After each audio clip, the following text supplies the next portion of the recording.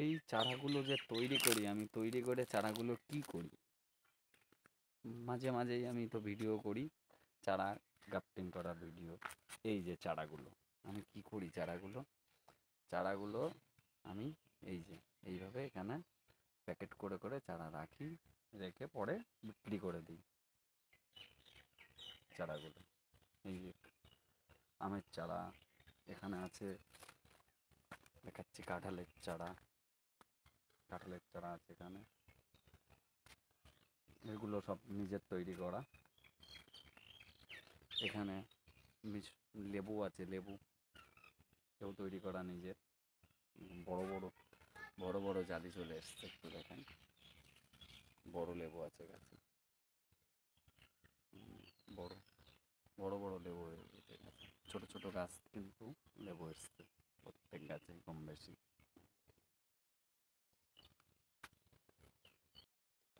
এই যে তৈরি করে এখানে রাখা হয়।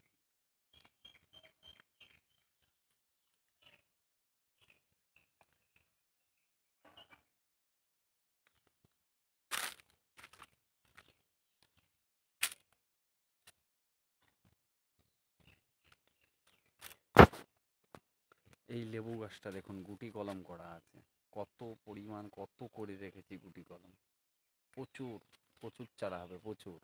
পুরো গাছটাতেই, পুরো গাছটাতেই করা আছে। অল টাইম পাতি লেবু এটা, অল টাইম পাতি লেবু।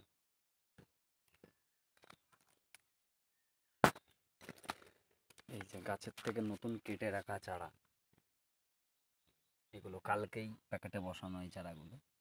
এই যে গাছে তো ফল ছিলই, সেই থেকে কেটে নিয়ে আসা।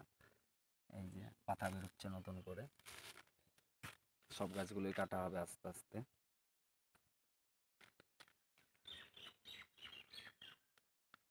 তাহলে এই পর্যন্তই থাকলো গাছের ভিডিও। চ্যানেলটিকে সাবস্ক্রাইব করে দেবেন নতুন ভিডিও পেতে।